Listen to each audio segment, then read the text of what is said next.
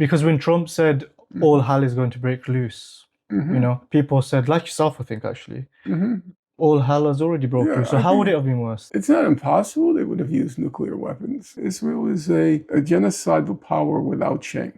They're very open, much more open than the Nazis. You're raised in a very religious Muslim society, and you have a contradictory feeling, a conflicting feeling about you want to take a hostage, but it's a woman, and you should treat her with us. Why do you find that odd? There are men who say Hamas militants. When a woman, Israeli woman, is very fearful about her life, the militant says, quote, "We are Muslims. We would never hurt a woman." The UN Commission played along with it, and I found that unacceptable. I'm mocking them, not the victims. Do you attempt to report from each point, each sort of various starting point, and then see which fits the pattern best? It's really confusing because I feel like you could argue both ways. Omar, it happens that you ask very smart questions. Okay, thank you. No, it's true. You're absolutely right. I mean, your questions kind of astonish me. Okay, so today we're joined with Professor Norman Finkelstein. I emailed him a few times, and kindly he sent me his new book titled Gaza's Gravediggers. I went through it, being the voracious reader that I am, highlighted it, made my own notes.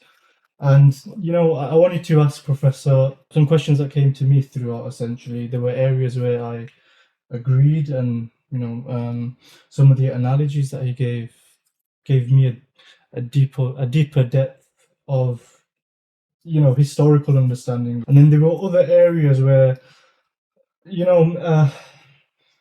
perhaps I disagreed slightly, or I wanted to put to Professor Norman a few of my contentions, and just ask him to clarify what he meant exactly. But just before getting into that, if there is anyone out there who doesn't know who Professor Norman Finkelstein is, or they're new to the topic, then that's fair enough, I suppose. I wanted to ask you to introduce yourself, simply as you see yourself, as you perceive yourself. Who is Norman Finkelstein to Norman Finkelstein? Who and what are you to you? Well, as a factual matter, I live in New York City. I mostly research, occasionally teach on various topics. The one I'm probably best known for is my writing and my speaking on the Israel-Palestine conflict.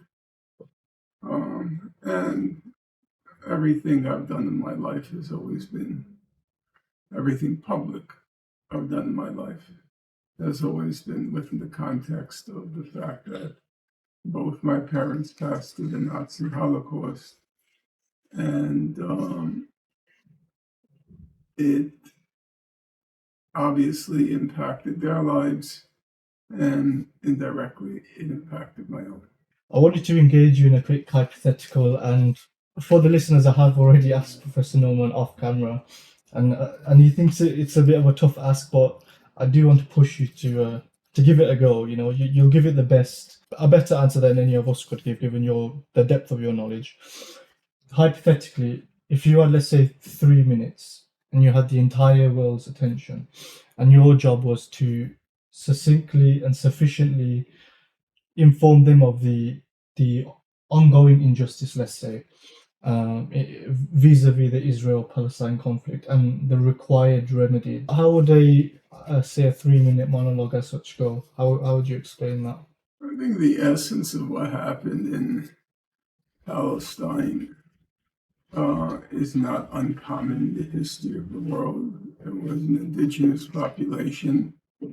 There were foreign settlers who, for one reason or another, coveted the land in which the in which the indigenous population resided, and an attempt was made to confiscate the land and expel, sometimes to the point of exterminate, the indigenous population.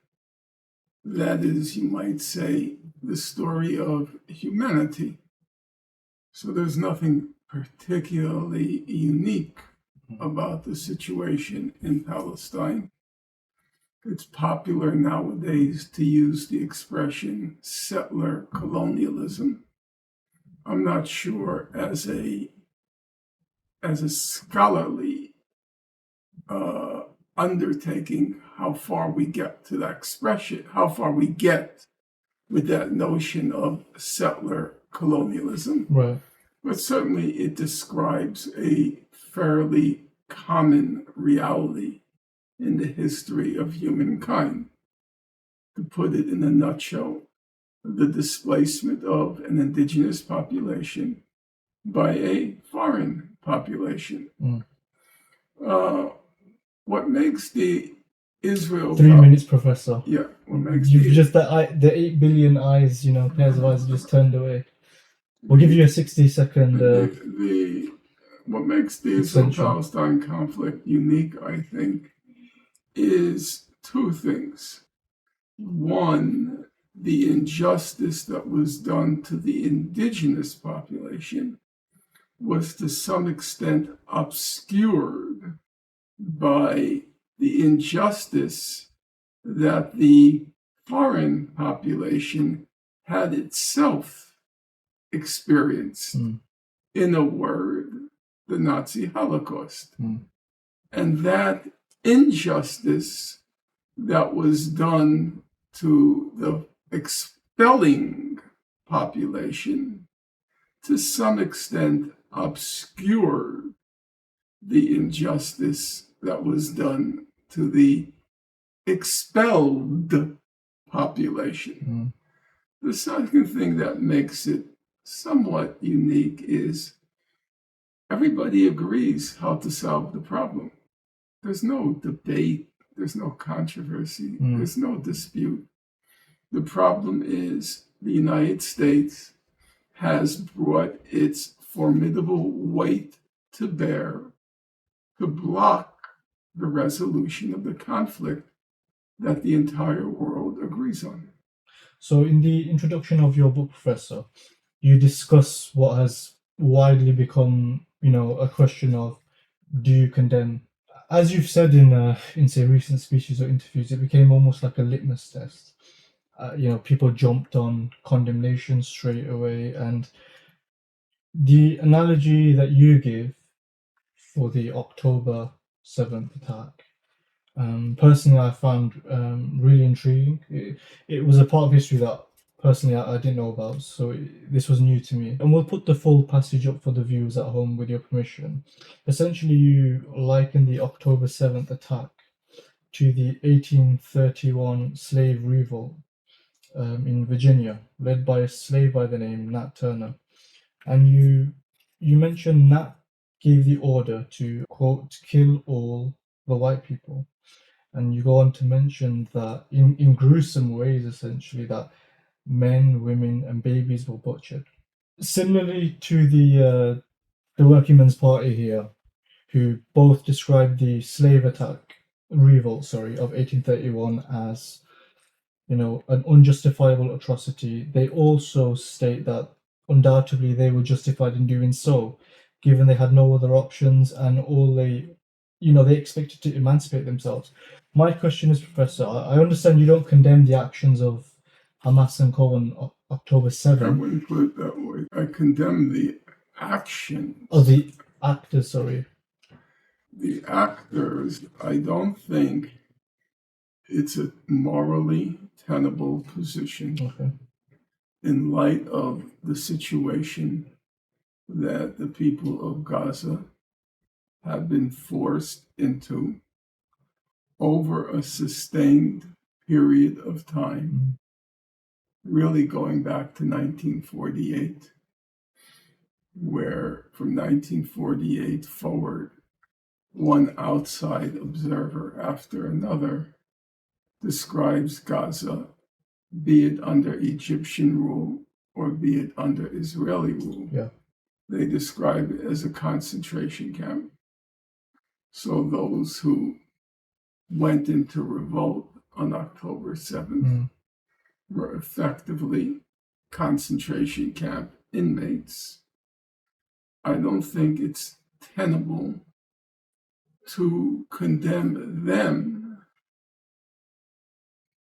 given the situation in which they had been forced, compounded by the fact that they had attempted every avenue to free themselves from that situation.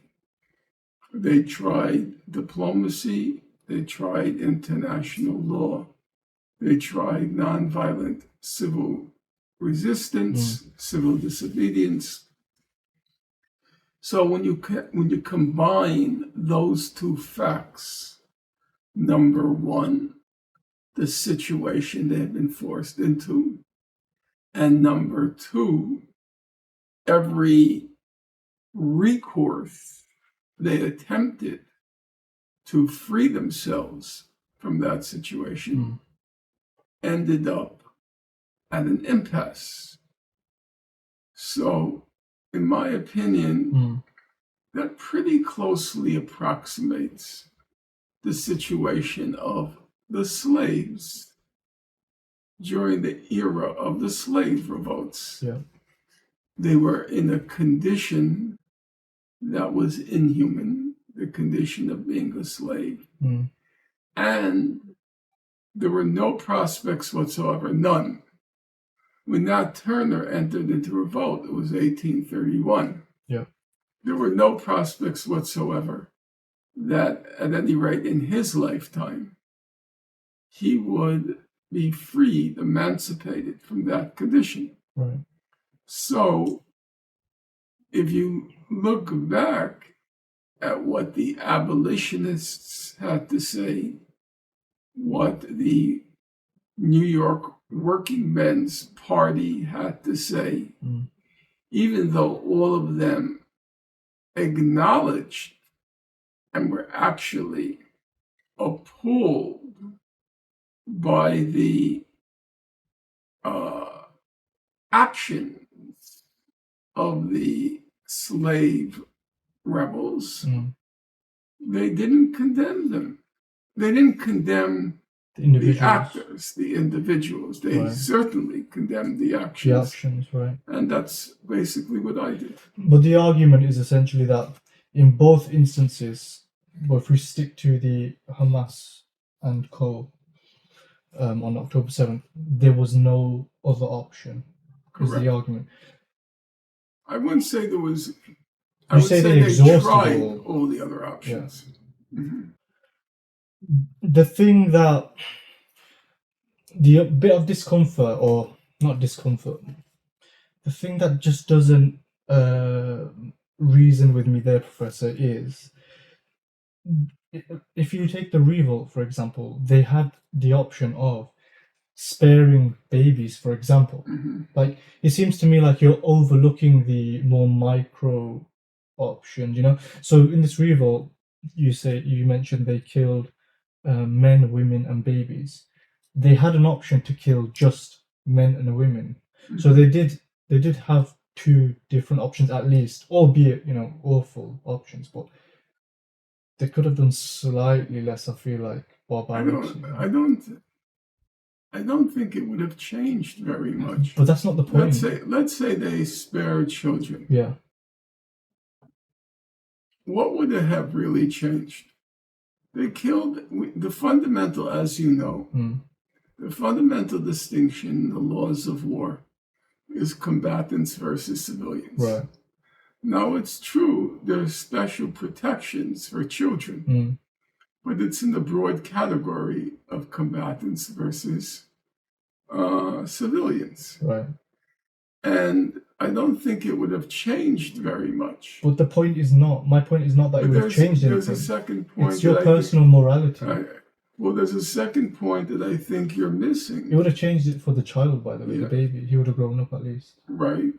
And all the other people would have lived out their lives till old age, and they would have seen their children and their grandchildren grow up. I think the point that you're missing, in my opinion, the point that you're missing is part of the message they wanted to send was nobody is safe if you don't end this institution of slavery. Or in the case of Hamas, no one is safe in Israel unless you end this wretched blockade and occupation. So it was a message. Killing children was integral to the message. The message of Hamas, apparently, we don't really know what they intended to do. Well, we have their statements. Not really. They denied everything. They denied killing civilians, right? So they denied it, which is not plausible. So I'm not. This is why I find it important to say Hamas and co, because I mean, I don't want to divert just in the interest of time, but there were other fractions that came out in different stages, as you detail in your book. I don't find that plausible. You don't? No, I think. Like the hostage taking, it recently came out. Excuse me? Like the hostage taking, the Biba family, it recently came out that it wasn't Hamas who captured the two children and the. Look, I spoke to a senior member of Hamas. I didn't speak. I was in email correspondence with a senior member of Hamas. Yeah. And I said to him, I wrote to him, I don't think it's very smart to deny what happened. It makes much more sense to try to explain what happened than to deny it. Okay. We know about 850 civilians were killed. Yeah. Even if we agree that some were killed in crossfire, you have to acknowledge 850 is a very large number. Yeah. And it's foolish to try to deny it, diminish it. Hamas, in its statements, it said various things. Sometimes it said that in our view, all the settlers are combatants. Right. Was this straight after October 7th, or was this a general? There were several. They kept changing the story. Okay. Sometimes they said... But this is since October 7th? Yeah. More historically, okay. Yeah, since October 7th. Sometimes they said, in our view, they're all settlers. It's all illegal what they're doing from 1948 or even from 1917 onwards. Right. So that was one argument. These were all legitimate targets. Okay. A second argument was, since everybody in the Israeli society eventually serves in the IDF, they're all combatants or potential combatants. A third argument they made was, it wasn't us. It was those ruffians from Gaza who entered after us, who committed the horrors. Yeah. So they never put out a consistent story about what happened, except the bottom line that we didn't do anything wrong. Right. I don't find any of that particularly believable. There's just too much evidence of children being killed, civilians being targeted systematically, methodically. I think there's just too much evidence for that to take seriously these denials. One of the things, Nat Turner, actually, if we can return to his case, please. There are some interesting aspects to it. Number one, Nat Turner himself, he was very reluctant. Well, he killed one person. He killed one person. But I wanted to ask you that. Why he didn't want to get his hands dirty or what? He seems to have held back. Number two, he said that once we got a sure footing, once we had established ourselves, we wouldn't be killing civilians anymore. And he set that at 80,000, I think. But he also said, that we imagined that it would 80,000 whites would have to be killed if the rebellion was going to succeed. Yeah. So even he was a little bit ambiguous in his actions and also in his plan. My late mother was a very humane person. But I once asked her, what's your opinion about the terror bombing that the Allies, the British and the Americans, that they carried out during World War II? And she replied very matter-of-factly, our feeling was, if we're going to die, we're going to take some of them with us. And she didn't display any particular remorse or moral conflict about it. If we're going to die, we're going to take some of them with us. So I think that's probably how the folks in Hamas felt, because it was basically a suicide mission they were going on. For those who broke out. Yeah, there were some who were going to return with hostages, but most of them for sure knew they weren't coming back. Yeah.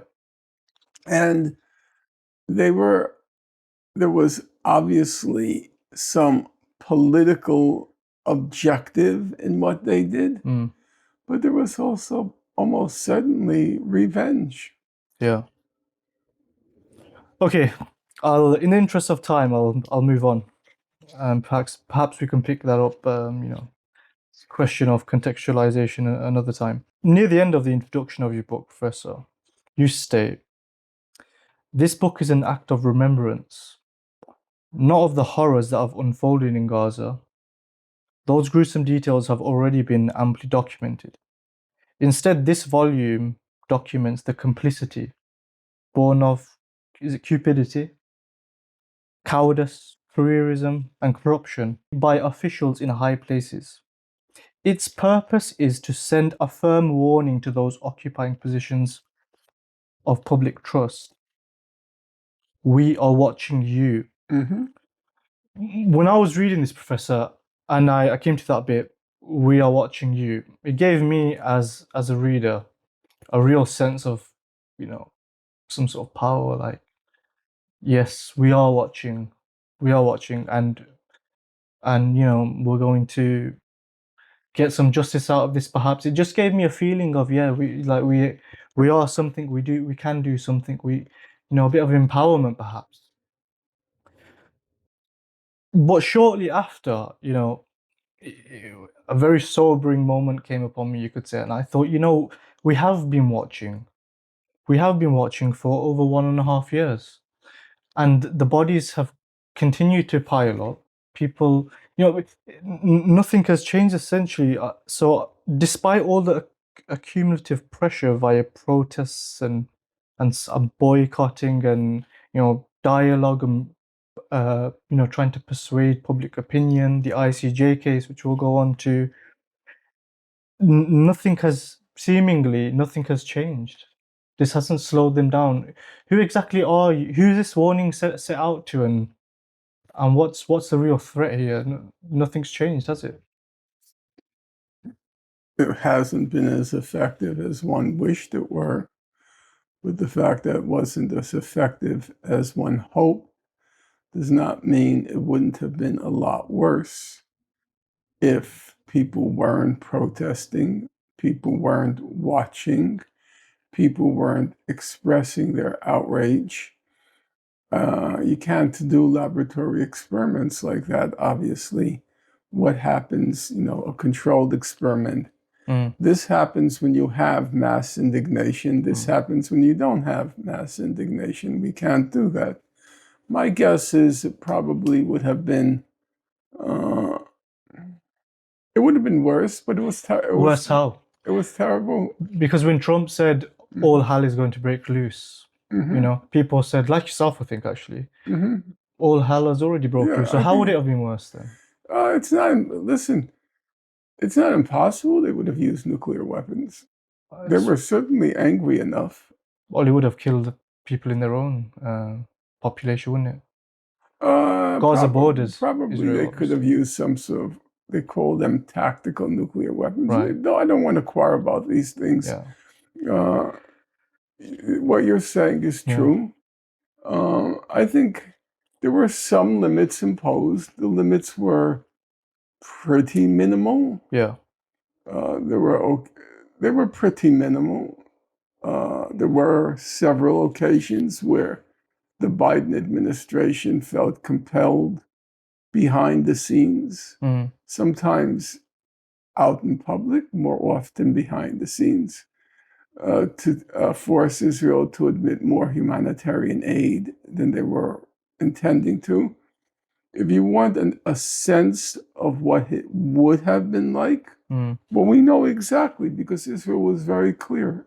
Israel is a genocidal power without shame. They're very open, much more open than the Nazis. We have to be very clear about that. The Nazis were much more concealed. In terms of this public statements? Yes, than the Israelis. So what would it have looked like if they got their way? We know exactly. Defense Minister Gallant said there would be no food, water, electricity, or fuel admitted to Gaza. That's pretty straightforward. That's just a recipe for genocide. It takes no great powers of insight to figure that out. Right. And over again, the Israelis at every level of society, from the top to the bottom, across the political spectrum, from the military to the civilian institutions, they all said, we want to wipe out Gaza. That was their goal. Wipe out Gaza and wipe out the population, literally. No question.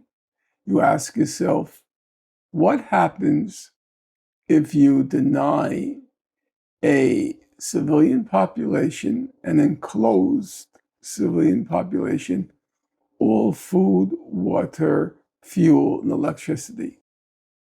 They're gone. So are you saying without the public pressure that people like yourself... Oh, yeah, they would have done that. They would have just done that? Oh, yeah. Not would have. They told us they were going to do that. And they had no compunction whatsoever about it. None. I think sometimes it's hard.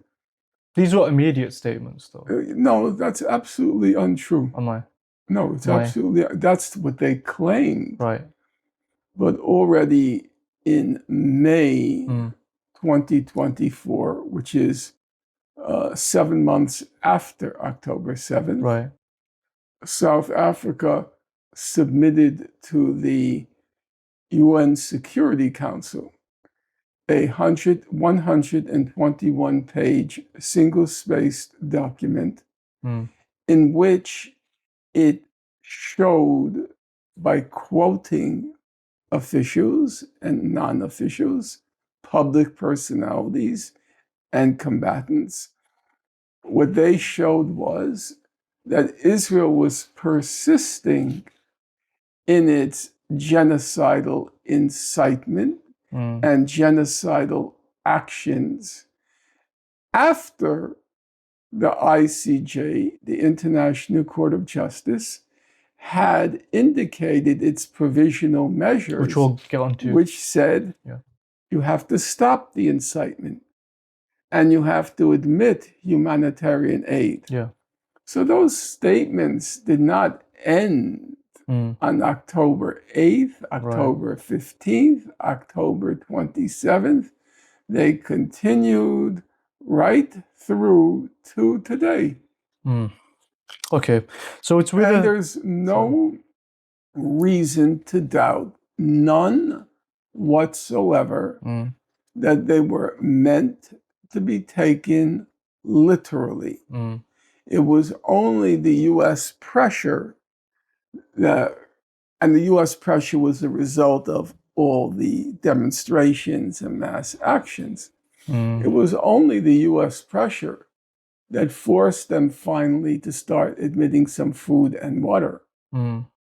So I think it's incorrect to say it wouldn't have been worse in the absence of protests and watching them. Okay. Okay. With a similar sentiment, my question follows. You go on to write, you cannot go, quote, you cannot go your merry way after besmirching your calling and betraying your mandate. It will not be forgotten. It will no longer be business as usual if you choose to do the devil's work. It is this writer's hope that the material assembled in the ensuing pages will contribute to that end. Who exactly are you referring to here, and will they even be alive to receive the justice that they deserve? I can't say. We already know probably about 100,000 people aren't alive, Mm. so they won't experience any justice. I'm more so the people in the high places, you know. Oh, I'm right now Mm. I have a certain amount of what can you call it? I have a certain amount of moral power because I was in terms of research. Mm. I was the leading authority on the situation in Gaza. Right. And so I decided to try to leverage that moral authority by writing this book and hoping two things. Number one, the individuals who are responsible for the lies, the misinformation, Yeah. the disinformation, Yeah. that they're going to be held accountable. Exactly how, I can't say, but that they would be held accountable. Mm. But there was a second point. Yeah. It was to transmit the message that moving forward, you're going to be watched.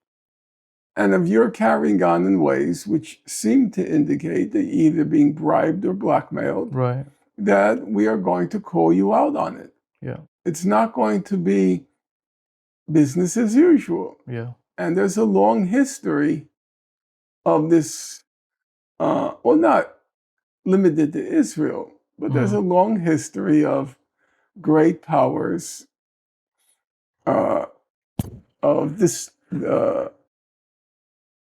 distorting the facts and the truth in their service. Yeah.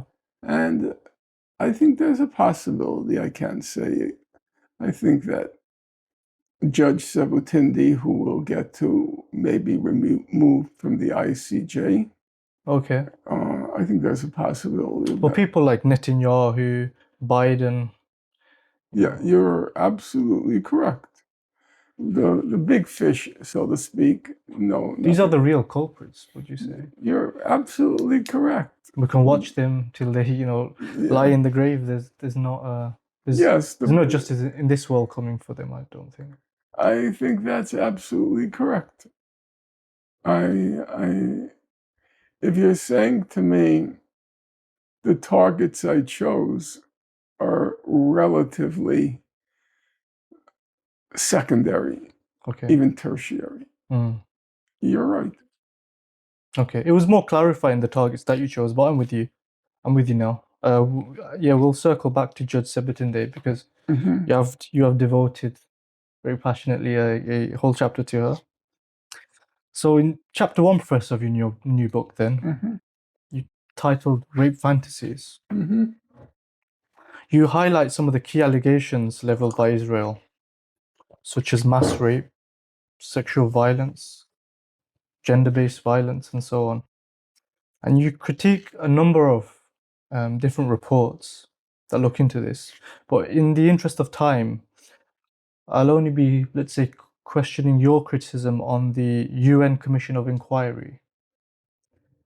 But for the people listening at home, of course, having myself read the book, and cover to cover, Professor rips apart really critiques quite a few different reports. So do purchase the book, essentially, is what I'm saying, and I'm not getting any commission for saying that. So from my experience, Professor, of listening to you talk, you assign a high level of importance to maintaining principles and applying them consistently, namely, international law and various bodies of the international law. In your writing on the UN Commission of Inquiry, there's a fairly lengthy section where, to me, a layman, admittedly, it appears you're not simply questioning the report and its findings, but it seems to me you're questioning the methodology behind the report, the way that the report is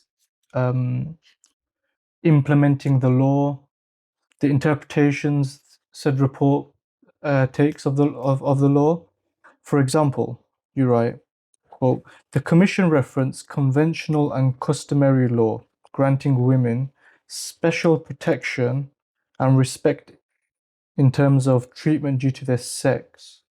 An example of such you give is, quote, it is reported that the perpetrators used white sheets and blankets to wrap or cover female victims.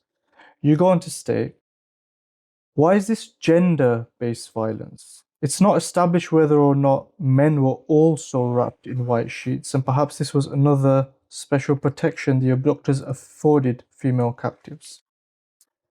I'm curious, Professor, what you're saying here is they're misusing the law, they're appropriating the law, or are you saying, say, such special protections shouldn't be used or shouldn't exist in the law? Are you critiquing the law in and of itself, or are you critiquing the manner in which, in particular, this report, the UN Commission of Inquiry, is implementing the law?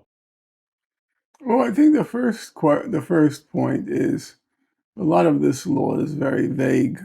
These special protections for women. You take a simple example. Is there a law that says women combatants, female combatants, should be treated differently than male combatants? My understanding is no. Once you're a combatant, you don't get special protections. For example, you're physically, on average, weaker than a male. Once you're a combatant, you are treated as a combatant. There are no special dispensations for female combatants. Now, there will, of course, be special dispensations for female prisoners. Right. Because they have special physical needs. So it only encompasses the civilian population. Yeah, well, prisoners are not civilian, but they're in a non-combatant role. Oh, sorry. How does that work? They're prisoners of war, they're not civilians. Right. But they're also not combatants. Okay. And therefore, yes, it's clear they should get special dispensations. Can you give an example of who that might be? Is that someone who's been disarmed or something? A woman who needs special, for her sanitary needs, needs special dispensations. And female civilians, yes, there are special dispensations for them. But the law is very vague, so it says you have to respect a female's modesty. Yeah. What exactly does it mean to respect her modesty? Some will say that just using the expression female modesty is patriarchal. Right. Or male chauvinist. So these terms are very vague. My problem with the report was they seem to be stretching these categories in such a way as to demonize Hamas. Intentionally, or? Yes, I think it was clearly intentional. Which is kind of odd to begin with. Right. There's no question that Hamas committed very grave crimes on October 7th. I don't think there's any serious dispute about that. So why did you elevate the supreme crime to being sexual violence against women? As awful as sexual violence is, it's not murder. And large number of murders occurred on October 7th.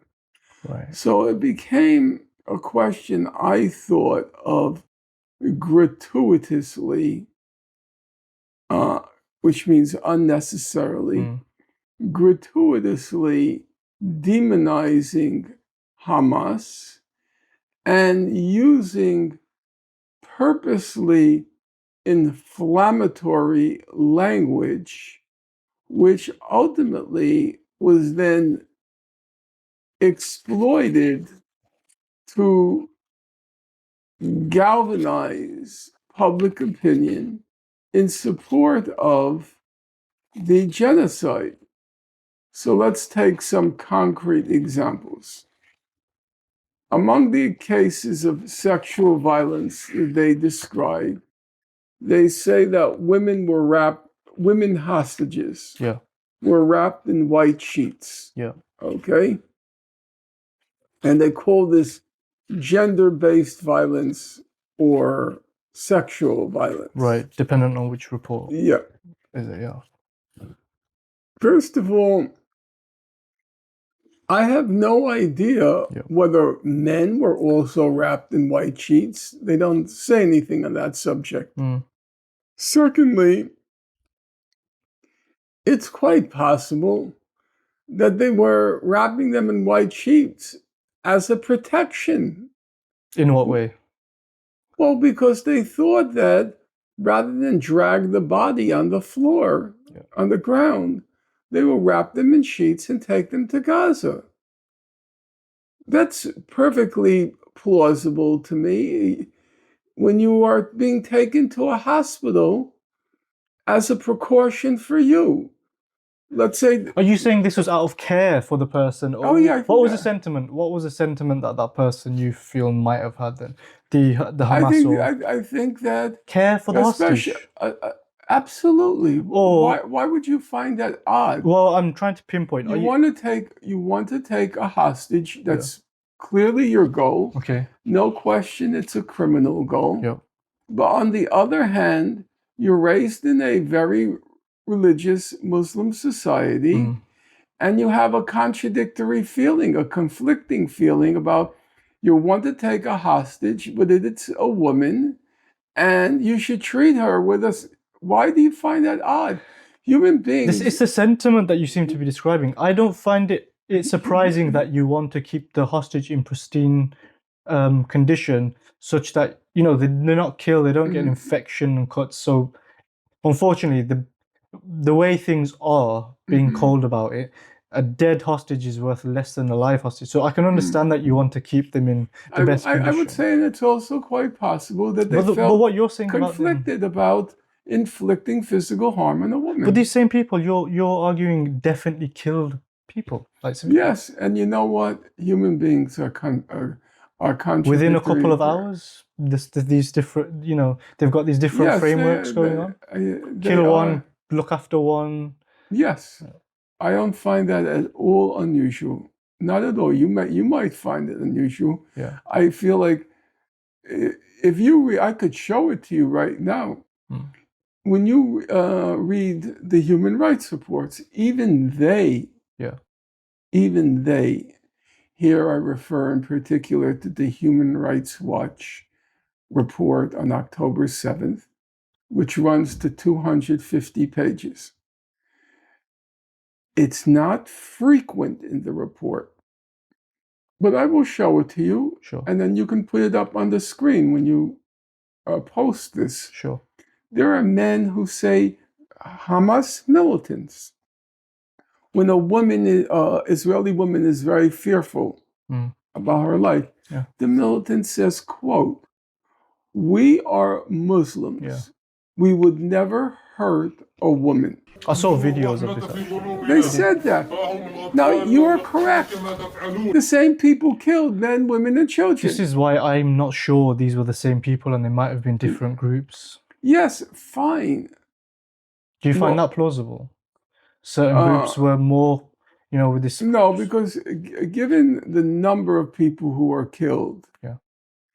it had to have included large numbers of armed militants who came in the There were beginning. different groups of armed militants, though. There was Not Palestinian Islamic not Jihad. really. They and- all. I don't want to get into the technicalities, but we know that from 2020, they were all training together. Okay. They were all coordinated. There was a united, so to speak, a united front formed, and they were all trained together. That's in combat, though. That's not in terms of their, Look, I cannot pretend to knowledge I don't possess. Okay. I read the reports, and I was struck by the fact that even the reports, which were overwhelmingly damning of the militants on October 7th, even they quoted statements by the militants, not all of them, but some of them saying things like, quote, "We are Muslims, we would never hurt a woman." Right. So, to my thinking, maybe they wrapped them in the white sheets as a kind of special dispensation for women to protect them. Okay. I don't see that as implausible, because I know for myself, when you have an injured person on the ground and you have to bring that person to the hospital, what's the first thing you do? You find some bed sheet to roll them into and then to bring them to protect them. So you don't have to drag them on the ground. Right. That's not unusual. The difference is you're taking someone who doesn't want to go and it's not to a hospital. Yes, and that's why I said it was a contradictory situation. Right. On the one hand, they're being taken hostage. Yeah. On the other hand, as Muslims, they want to protect a woman.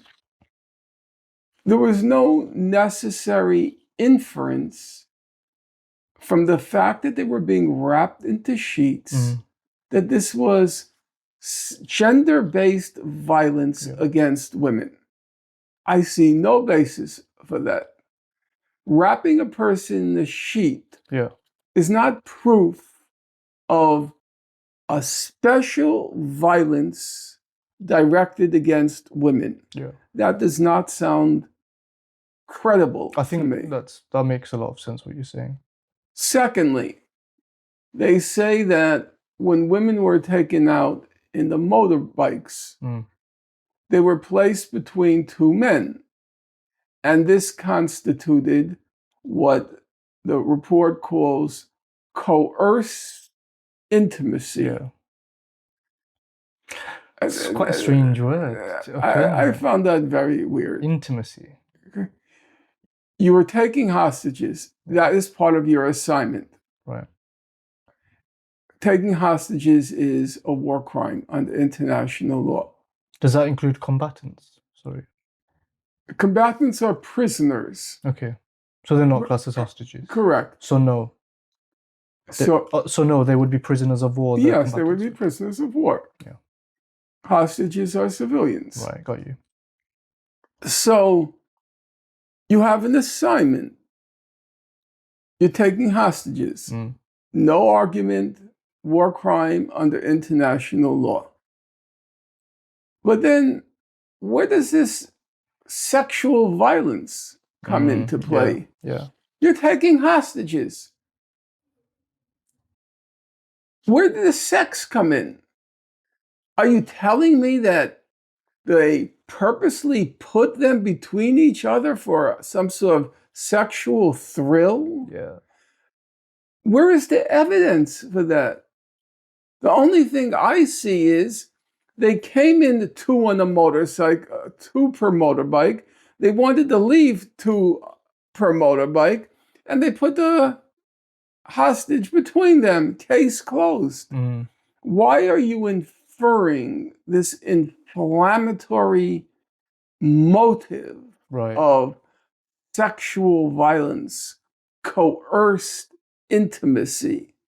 It's just ridiculous. It's so over the top without any evidence whatsoever that that was the intention, that anybody experienced it as sexual violence.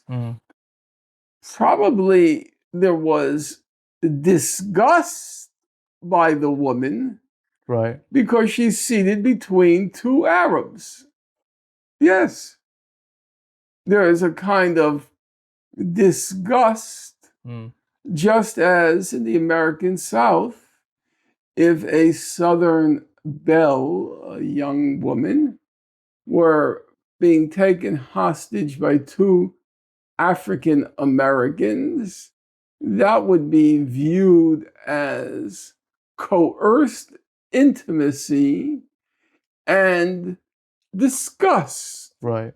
There's an underlying tone of racism. Of course, it's totally racist, because you wouldn't even come up with that idea if it were two men. You just say two men were sitting between a woman. Right. Unless the men were groping her, Right. then you would say sexual violence. Right. But the mere juxtaposition of man, woman, man, would anyone infer sexual violence? It's a stretch, perhaps. I think it's more than perhaps a stretch. Okay. It's a stretch. It's over the top. Full stop. There is no claim of groping. There is no claim of any sexual intention, action, activity. Now, if you ask me, speaking about human beings as they are and not as we wish them to be, might one or the other of the militants been to some extent sexually excited? Yeah, possibly. Yes, possibly. Yeah. But is that what we mean by sexual violence? You know, is that what we mean? If a man on a subway during rush hour, an African American male, and subway, the cars are packed, a woman is thrust up against him, he may feel some sexual feelings, but that's normal. As I said, we're talking about human beings as they are, not as we wish them to be. But would anyone classify it as sexual violence? Right, you've not intentionally created that situation. No, you're a human being. You react like that, and that's it. Hey, if you don't like the way human beings react, come up with some other creature. But this is who we are. You know? There's not enough evidence to say this. There's no evidence at all. Yeah. All the evidence is they were taking hostages. Fine, condemn the hostage taking. But then why this inflammatory insinuation and inference? Because I thought it was Israel's purpose. The whole purpose of this whole rape claim was to create justifications for the genocide. Manufacture consent. Yeah. Oh, manufacturing, exploiting history, really, because you know, the moment we heard rape in the United States, we think about our own history of black men raping white women, which was very common. A belief. It was a very common belief. Accusation, yes. Just on that, Professor, you liken the white cloth over their head, the white sheet over their head. You say it's anyone's guess, but prima facie, it makes no more sense to label this sexual violence than coercive conscription in the Ku Klux Klan. You know, to me as a reader reading this, Professor, there's a mocking taking place that I understand, you know, you're unhappy with the report and so on, and those that compile this report, but in part it's also at the expense of the abductees. There's no doubt this was an awful experience for them, right? It's not at the expense of the abductees. It's at the expense of the commission. I'm mocking the commission. I'm not mocking those who were in that situation, which was surely not pleasant. I recognize that. Mm. But I don't think, remember the title of the book, Yeah. An Inquiry into Corruption in High Places. Right. I'm talking about people who I don't think are acquitting themselves properly. I think that they have lent their names and their stature to justifying a genocide. Mm. And this whole claim of sexual violence, as I said, it's kind of strange because you already had a case with 850 civilians being killed. You already had a case. Yeah.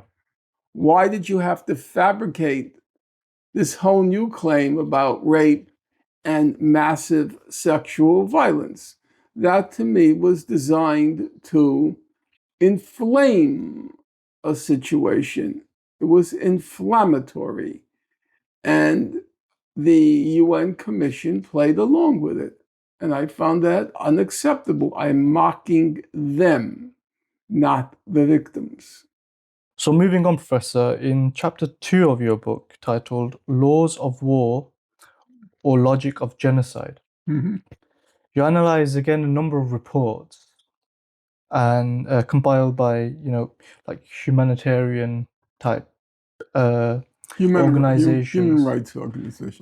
But there was another commission as well, wasn't there, that you looked at? The one I looked at was the UN Commission of Inquiry, Yeah. the Navi Pillay Commission. I see, okay. So firstly, they each take seemingly a different approach to looking into the incidents of conflict, let's say, in Gaza, right? You are correct. I also look at the Amnesty International report, which concludes that Israel is committing genocide in Gaza. Yeah, okay. Right, okay. So if we look at that, the commission firstly, you mention it repeatedly referred to Israel's quote military operation in Gaza, Mm-hmm. and you state it saw it as one that was targeting Hamas. Mm-hmm. That was its sort of presupposition, Mm-hmm. if I'm right in saying that. And then you mentioned, albeit one that was potentially exceeding what is military necessity.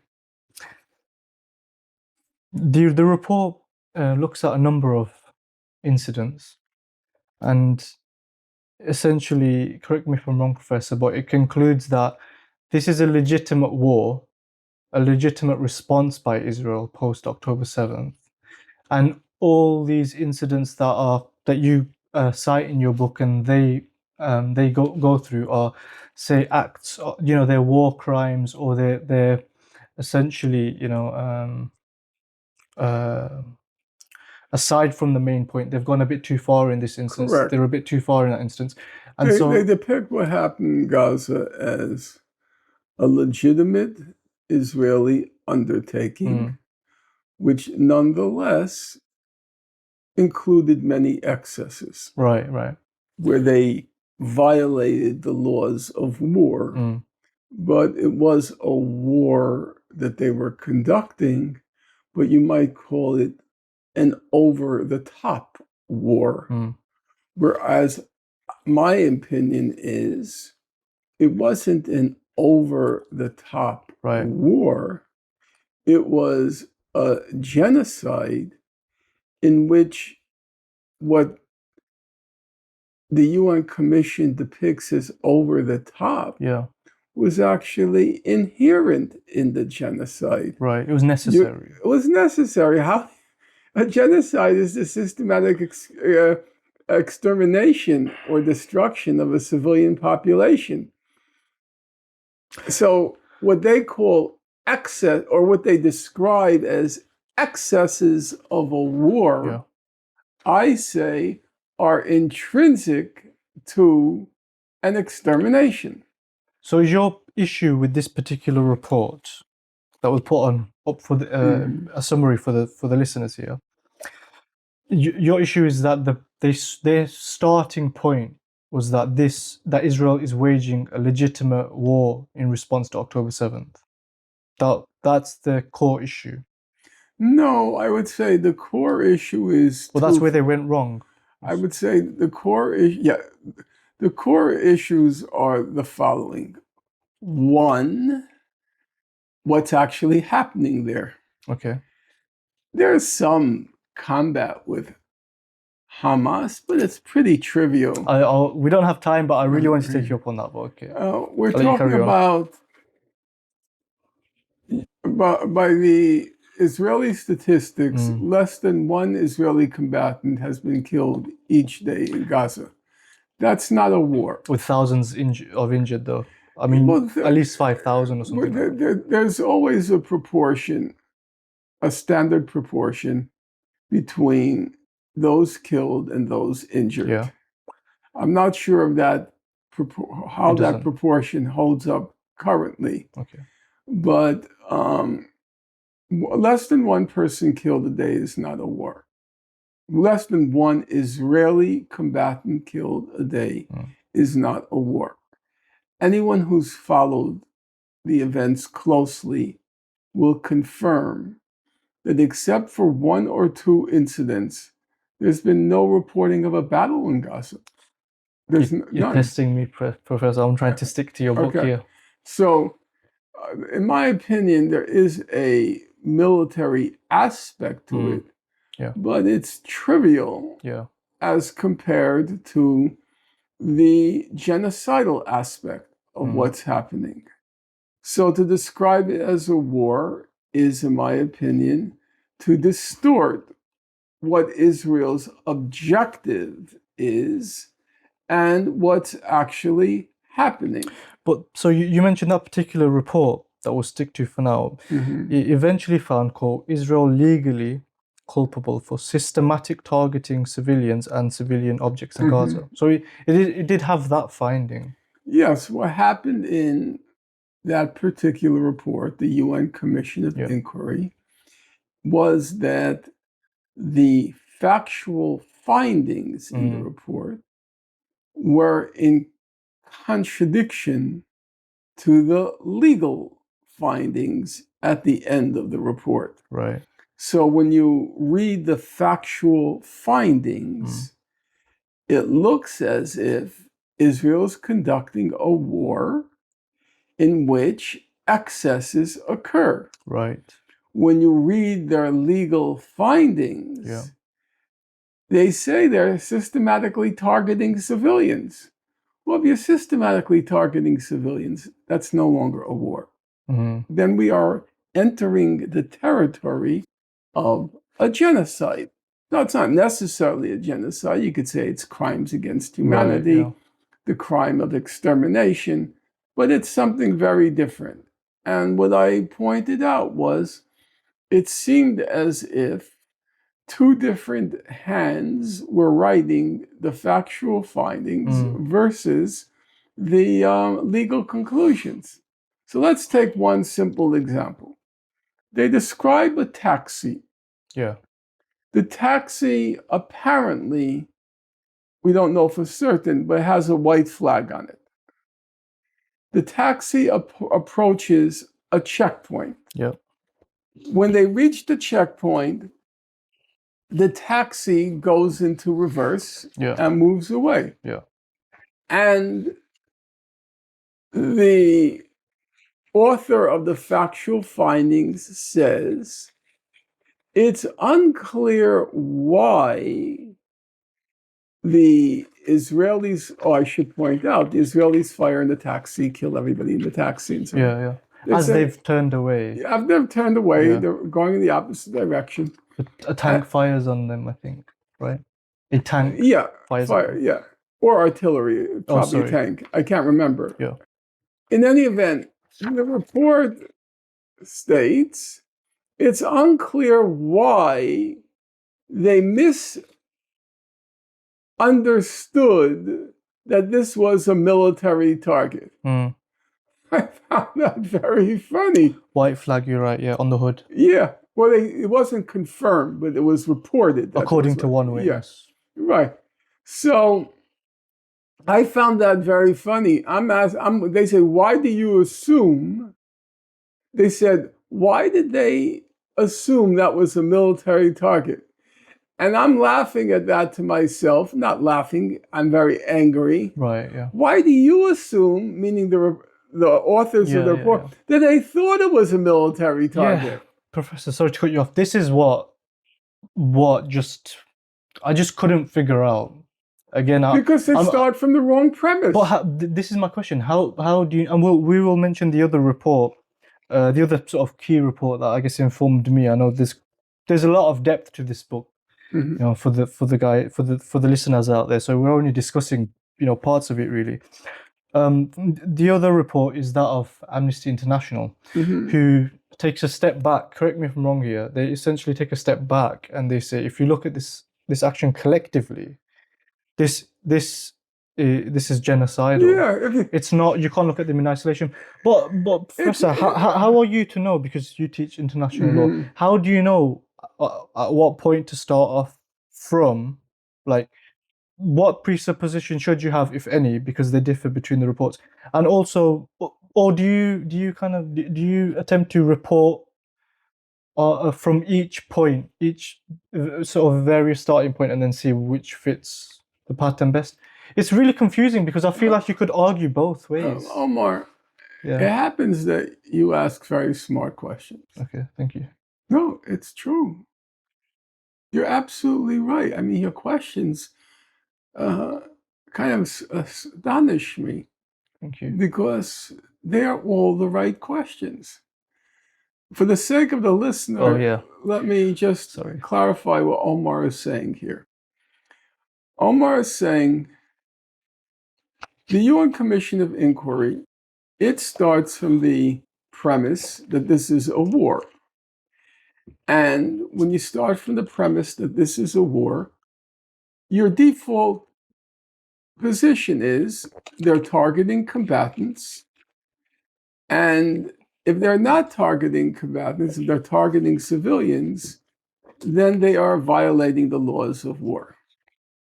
And now Omar asks the following question. He says, when you read the Amnesty International report, what happened with Amnesty, says Omar, is they take a step back and they're looking at everything that's happening here. All the homes that are being targeted, all the infrastructure that's being targeted, the fact that food is being used as a weapon of war, starvation is being used as a weapon of war. And so they add up all of these elements and then they say, wait, this isn't a war. Paints a different picture. This isn't a war, this is a genocide. Yeah. And now Omar asks the question, at what point do you stop using the paradigm of war and instead you use the paradigm of genocide? At what point? And that's a perfectly reasonable question. My answer would be, each of these reports comes out around 6 months after the fact.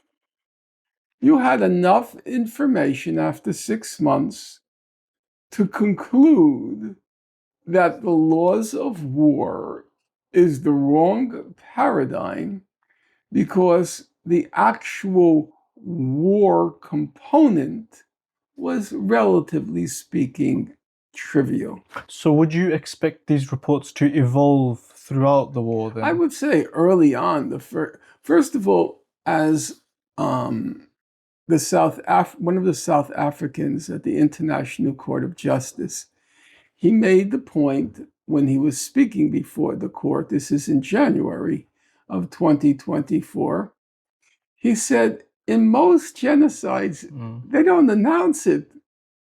Yeah. But he said, one of the things here that makes our job much easier is, from the get-go, they're making all of these genocidal statements. So we're in January, which is only 3 months, November, December, 3 months after October 7th. And we can already make the reasonable inference that this is not a war. As a matter of fact, just in the first 3 weeks, from October 7th to October 31st, for example, more children were killed in Gaza than in the whole worst year, I think it's 2016, Syria. Of Syria. More children between October 7th and 31st, roughly 3 weeks, than the whole year in Syria. But there is half the population is children. Yeah, well, you can enter. I sound terrible here, don't I? You It can sounds like enter I'm defending 10,000 caveats. Yeah. But clearly, something was happening in Gaza that did not resemble a war. War, right? Yeah. It didn't resemble a war. So they should have picked up on that straight away, really, in their form of reporting or analysis. But clearly they didn't. Yeah. Clearly they did not do that, except when we should make it clear. We talked about the UN. The UN Commission of Inquiry, except when they got to their legal conclusions. Right. And my impression is it was a kind of compromise. The UN Commission of Inquiry is organized or mandated by the UN Human Rights Council. Right. And my guess would be people of different political persuasions wrote the factual findings versus the legal conclusions. I would guess Navi Pillay wrote the legal conclusions. Okay. But they compromised, and there was a very pronounced tension between the legal conclusions and the factual findings. So if you don't mind, quote that legal conclusion again, the one you started with. Yeah, so it's the UN Legal Commission. So you state, it eventually found, quote, Israel legally culpable for systematic targeting civilians and civilian objects in Gaza. Yes, they concluded that Israel was systematically targeting civilians. In which case, if a car with a white flag comes to a roadblock, and then reverses and is going away, and they fire a tank shell at the cab, it was a taxi, then you don't have to ask the question, why did they think it was a military target? They were targeting civilians, and that's why they blew up the taxi. Okay. Okay. Just a slight question on that. Just conscious of time. Well, if you want to read what they said, read their analysis. I've read it all. Oh, I'll share it on the screen. What they said about the taxi. I'm thinking, why did they assume that Israel thought it was a military target? Yeah. On what basis? They're systematically targeting civilians everywhere. They're indiscriminately bombing all of Gaza. Why do you think that they must have thought this or that civilian target was military? They state the commission is concerned that a tank targeted and shelled a civilian vehicle at such close range and considers it unnecessary and disproportionate. That's one way of putting it, I suppose. Tank munitions are designed for armored or hardened military objectives. ISF being Israeli Security Forces, choose a means and method of warfare that was not appropriate for the type of target and so contrary to international humanitarian law. Yeah, but it was perfectly appropriate if you're targeting civilians. Yeah. The only thing I'm thinking is how do you Okay, because I'm trying to get my thoughts together here. Israel could have killed more civilians than it has. Is that a fair comment to say? No, because that presumes Israel's acting in a vacuum. I'm with you. I'm not. Okay, yeah. It's not acting in a vacuum. It acts in the real world. The question is not whether they could have killed more civilians than they did. The question is how many civilians they got away with. As you compare it to Syria. Yeah.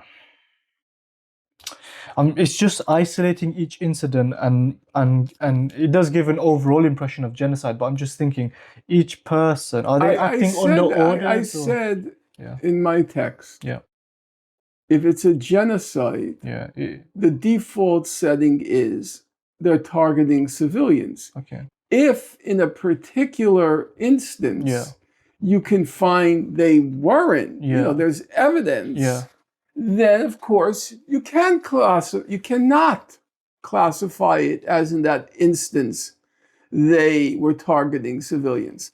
I'm saying that depending on the nature of the conflict, as on the whole, yes, if the nature of the conflict is a war, then the default setting should be that they weren't targeting civilians unless you can find contrary evidence. Right.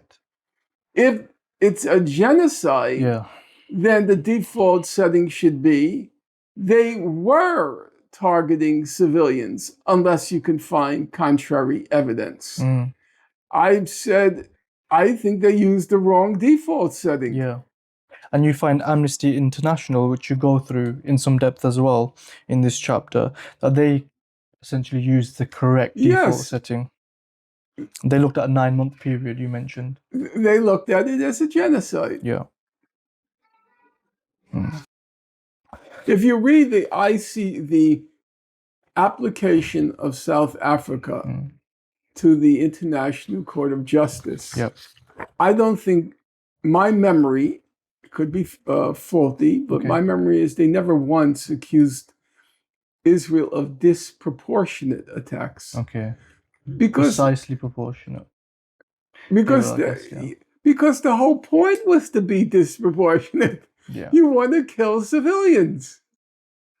That's the whole point of what they're doing. I think I'm with you. The only thing kind of ticking in my head is there's a generalization. We're looking at this whole thing as a genocide, okay?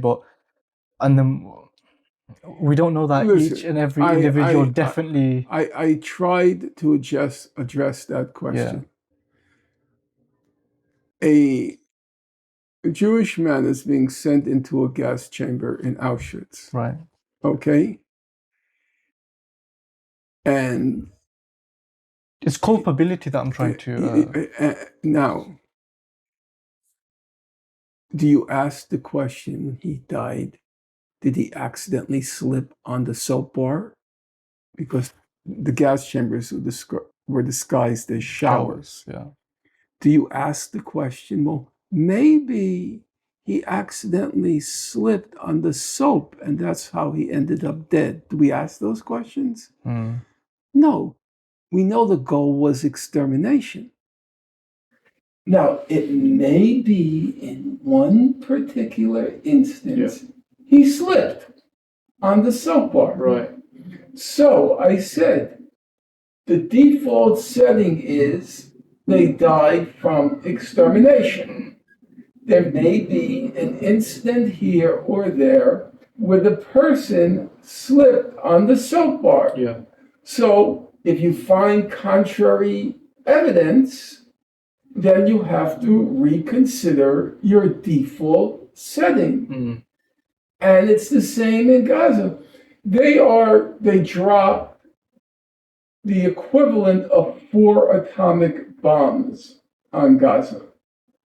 Gaza is a postage stamp. 26 miles long, the length of a marathon, 5 miles wide. The distance I jog each day. Okay? They dropped the equivalent of 4 atomic bombs. Okay? maybe they hit some military targets. Maybe they hit a tunnel. Right. So in this or that particular incident, there was a military target. Right. But the default setting is they're targeting civilian objects and they're targeting civilians. Just a last question on this point. Do you think this was a policy top down? And do you think? Wait a second. First of all, I know there's a statement. We know it's a policy top down. But secondly, they didn't even have to give a policy top down. Because this was a national project. Everyone wanted to exact its revenge on Gaza. Every soldier, he or she didn't need an order from his or her superior. They were chomping at the bit at the opportunity to kill as many of them as they could. Yeah, and we've seen that type of sentiment through the social media and the videos. Yeah, there's no dispute about that. They boasted about it. It was all out there. Yeah. So you mentioned Judge Sebutinde earlier, Professor. The third chapter of your book, do you mind giving me the title for it? Yes, it was called Free Agent or Foreign Agent. Was she a judge who had all the independent authority and leeway of a judge to... This is the ICJ case that South Africa brought. Yes. Or was she acting at the behest of Israel, a foreign agent? And so in this chapter, I mean, this is quite a sizable, by my reckoning, 100 pages. chapter, yeah. And you go into some real depth and you analyze her voting at various stages of the ongoing the ICJ case, the genocide case, where South Africa has accused Israel of genocide, essentially, and also her statements. It's a complicated legal picture, so I'm just going to clarify best as I can. Please do. First of all, we're talking about the International Court of Justice. And there were not one, but two cases brought before the court. One case dealt with the question of whether Israel was plausibly committing genocide in Gaza and what measures the court would take to protect the people of Gaza. A second case was whether or not Israel's occupation of the West Bank, East Jerusalem, and Gaza, whether that occupation was legal under international law. But the second case was an ongoing case prior. The second case, no. Oh. It was decided in July 2024. That's when it was. 2024. It's going to confuse the listener. It's hard. Essentially, there are two ICJ cases that are running concurrently. There are two ICJ cases running concurrently.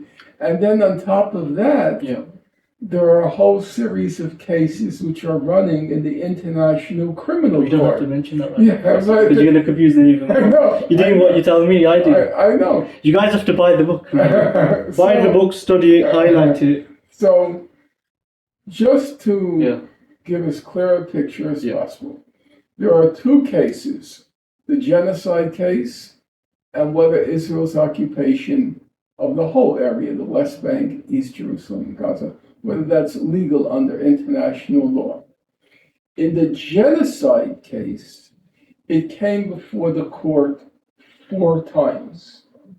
South Africa keeps coming back to the court. So there's the January 26th meeting, there is the February meeting, there's the March 28th meeting, and then there is the May meeting. So it keeps coming back, and the point I make is that Judge Sabapindi is all over the map. Yeah. Sometimes she thinks it's genocide, then she doesn't think it's genocide, then she thinks it's genocide, and there is no coherence to her dissenting opinions. It's as if there are political factors that are causing her decisions, not legal ones. Yeah, so essentially her voting throughout this particular case, the case that South Africa brought alleging genocide post October 7th to the ICJ, her behavior, her voting pattern throughout the months that you mentioned there, and her dissenting opinion, it doesn't follow any sort of coherence. It's a bit all over the place. You essentially break down her voting, yes or no at this stage, yes or no at another stage, the say verbiage that she uses in these opinions, the extra opinions that she gives, and really by the end of it, you conclude that the only plausible sort of inference is that she's being bribed. Blackmailed or bribed, I think bribed. Yeah. Yeah. So my question, and I know we spoke a little about this previously, but I just find it untenable that a state like Israel with such vast resource, just so much at its disposal, would pick 1 out of 15. Okay, perhaps it tried to bribe the others. We're just going along with this bribery sort of influence. I just find it surprising that it would sort of allow her to work as an agent for them, in this bribery, right? But behave so incoherently, voting in weird ways, that seem to contradict each other, making statements that we can go through perhaps, but you run through extensively in this book, in this particular chapter. They just don't tie up, and it's almost, not to put down the chapter, but it's almost very easy to see, as you point out, this is the behavior of us. It's not a coherent sort of system that she's adopted here. I just find it hard to believe that Israel would have instructed her, or wouldn't have grabbed her and told her, listen, you need to get it together. You're making us look stupid the way you're behaving in our favor, Well, that would be definitely a reasonable criticism if you were dealing with ordinary people. When you have a lot of power, there is a tendency to be sloppy because nobody holds you accountable. The Israelis, since October 7th, have been day in and day out making the most ridiculous claims, and nobody ever says, well, you know what? Why do we trust anything the Israelis say? Every time we investigate, it turns out to be a lie. When you say nobody, who are you referring to? I'm saying the media. I'll give you an example.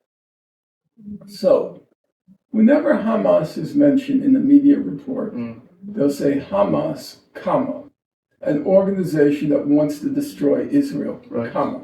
Yeah. But nobody ever says Benjamin Netanyahu, comma, who's always caught lying, comma. That's as true as saying Hamas, a terrorist organization that wants to destroy Israel. And you're referring to the media here, Yeah. media coverage. So you're never held accountable for your lies, and so you can get away with them. And so you tend to become very sloppy. And a lot of my work in my life has been tracking down and exposing the very unsophisticated, unclever lies which everybody else doesn't notice because they have so much power. A lot of people just believe it. They find it hard to grasp that everything Netanyahu says is a lie. It's just hard to wrap your mind around that concept. Every word is a lie. So, with the Israelis is it's innocent until proven guilty, whereas it should be guilty unless proven innocent because they systematically lie. So Sabatindi, Judge Sabatindi, she benefited from that. Now, bear in mind, we're already now, that decision was the first decision was January 26th, if my memory is correct. Perfect, okay? Correct, yeah. We're more than a year after. Now, here's a question for you, Omar. Sure. I devote my part. The chapter's 100 pages. There's a large section on the plagiarism in Judge Sabatindi's work. That was done by a fellow named Majid Abu Amer, a Gazan who lives now in Doha. My part was 59 pages. Okay? Yeah. And I think it's pretty devastating what I show. Yeah. Has anybody else even claimed what I claimed? Has anybody exposed what you thought was very shoddy, unprofessional, sloppy work by Judge Sabatini? It depends if you're She got away with it. It depends if you're talking about. This is where I think there's a slight bouncing back and forth in conversations. It depends if you're talking about public opinion or you're talking about the legal consequences and media opinion. Fine. Did anybody step forward? Did any of the other judges step forward? I want to trust you that actually. And say, hey, wait a minute, Judge Sabatini, what are you writing here? This is completely crazy what you're writing. Did anybody do it? No. Not that I'm aware of. No, I'm aware. No. Yeah. No. So when you say it's sloppy, second-rate, shoddy, how could they be so sloppy, second-rate, and shoddy? There's a simple answer. Because they get away with it. Let me put you there first. You also go through in this chapter in depth the voting of the Judge Ad Hoc Barak, right? So on the ICJ, you have 15 judges. In this case, there were 17. Because the accuser and the accused get to have a judge. They get to have a judge if they are not already represented in the 15, right? So ad hoc meaning like an additional kind of, you know. So the Israeli judge, you go through his voting as well, right? And you know, presumably believe, I'm not sure how to word it correctly here, but he's going to have his biases towards Israel. He's an agent. He's an agent, but he was coherent in his behavior. This is my point. Yes. So why was one of them coherent and the other wasn't? Was one getting paid more than the other? Did they not give Sabatini Justice Aharon Barak was the president of the Israeli Supreme Court for a very long period of time. He's very famous. And he liked to pretend he was a liberal. Right, yeah. And so he always was very careful about how he composed his decisions so he could serve the state of Israel And keep face. and still preserve his faith. So do you think it's personal to these judges? It's not about the state necessarily, like? No, he was. I mean, Justice Barak, the Israeli judge, he dropped out. He said, "I'm not going to go back anymore to the ICJ." Okay. You know why? He realized it wasn't working. He was trying to be reasonable, appearing reasonable. a Pretense of reasonableness. It didn't work. The court was over and over and over again siding against Israel. He couldn't persuade anybody. He thought by coming across as a liberal and reasonable, he could persuade other members of the court. When you say the court wasn't coming across, this is just in terms of what are referred to as, is it the indication of provisional measures, which is where the court essentially... But by May... Because they haven't made any conclusion or anything. Right. They haven't really said anything. Well, they have said... Right. Many of them said they thought Israel was plausibly committing genocide, which Barak did not accept. What Barak accepted was two things. Number one, that there were, I shouldn't go so fast. Barak is the Israeli judge. Yeah. He's sitting on the court.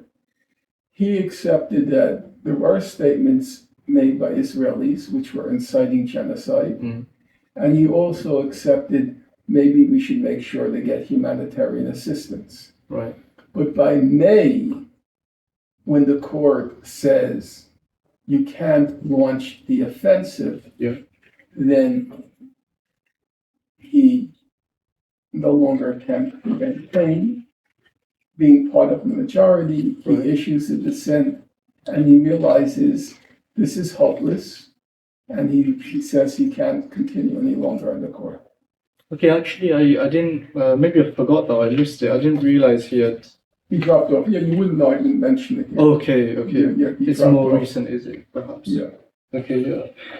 Okay. He said for personal reasons. Okay. My guess is he realized it wasn't working. Right.